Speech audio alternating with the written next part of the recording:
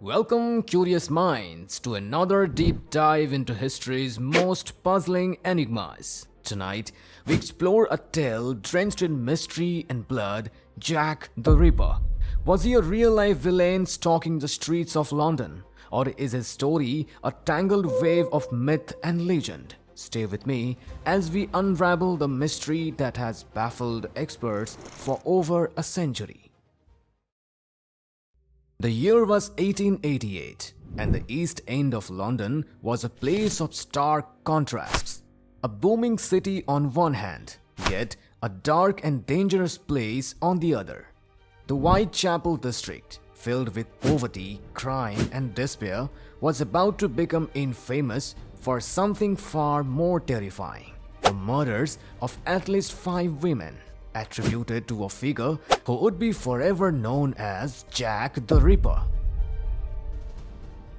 The story of Jack the Ripper begins with the victims. Between August and November of 1888, 5 women, Mary Ann Nichols, Annie Chapman, Elizabeth Stride, Catherine Eddowes, and Mary Jane Kelly, were found murdered in Whitechapel.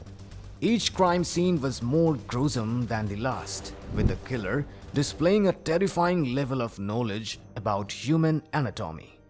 Let's take a closer look at these tragic figures.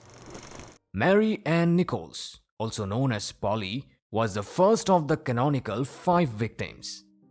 On the night of August 31, 1888, her body was discovered on Bucks Row. Her throat had been deeply slashed twice, and her abdomen had been partially disemboweled.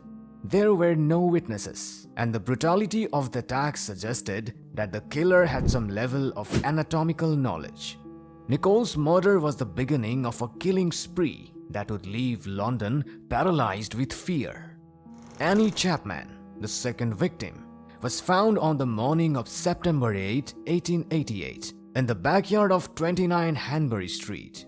Like Nichols, her throat had been cut, and her abdomen was savagely mutilated.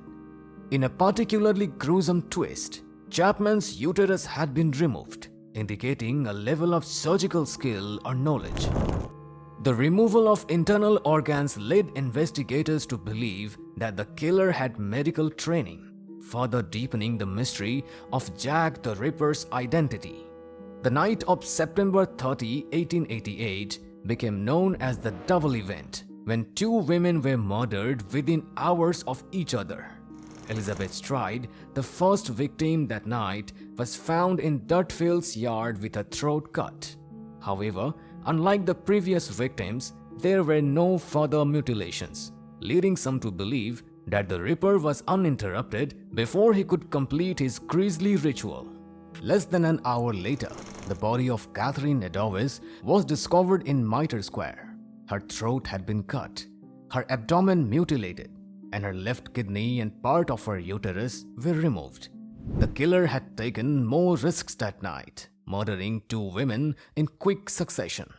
The double event was a night of terror that cemented Jack the Ripper's place in infamy. Mary Jane Kelly, the 5th and final canonical victim, was found in a room at Miller's Court on November 9, 1888.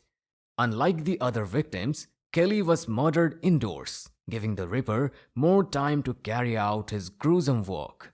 Her body was mutilated to an almost unrecognizable extent, with her face hacked beyond recognition and her internal organs removed and placed around the room. The brutality of Kelly's murder suggested that the killer's rage had reached a peak, leaving behind a scene of unimaginable horror. It was the most savage of all the Ripper murders, and it marked the end of the killing spree. The murders were meticulously planned, often carried out in the dead of night, and the bodies were left in public places where they were sure to be found. The killer taunted the police and the press, sending letters that claimed responsibility for the crimes. But were these letters truly from Jack the Ripper, or were they the work of pranksters seeking to stoke public fear? Over the years, countless theories have emerged about the identity of Jack the Ripper. Some believe he was a local butcher or a doctor, given the precision of the mutilations. Others speculate he was a member of the aristocracy, hiding behind his wealth and status. Suspects range from Montag John Druitt, a barrister with a dark past, to Aaron Kosminski, a Polish immigrant with a history of mental illness. But the truth remains elusive. Despite modern advancements in forensic science, including DNA analysis, none of the evidence had conclusively identified the Ripper. Could it be that he was never caught because he was more than one person? Or perhaps someone who was simply overlooked by the authorities? One of the most intriguing aspects of the Ripper case are the letters sent to the police and the media. The Dear Boss letter is where the name Jack the Ripper first appeared, and the From Hell letter was accompanied by half a human kidney, believing to belong to one of the victims. But were these letters genuine? Many experts believe the letters were hoaxes, written by journalists or pranksters trying to stir the pot. However, some argue that the From Hell letter, with its gruesome content, could only have come from the killer himself. The authenticity of these letters remains one of the most debated topics in Ripperology. Jack the Ripper isn't just a name. He is a cultural icon. His story has inspired countless books, movies, and even entire tours dedicated to tracing his bloody footsteps through London. But why does this legend endure? Is it the mystery of his identity, the horror of his crimes, or the fear that such evil could lurk in the heart of any great city? Perhaps it's all of these things. Jack the Ripper forces us to confront the darker side of human nature, the part of us that is fascinated by what we cannot understand. He is a reminder that some mysteries remain unsolved even in our age of technology and information. So, is Jack the Ripper a myth?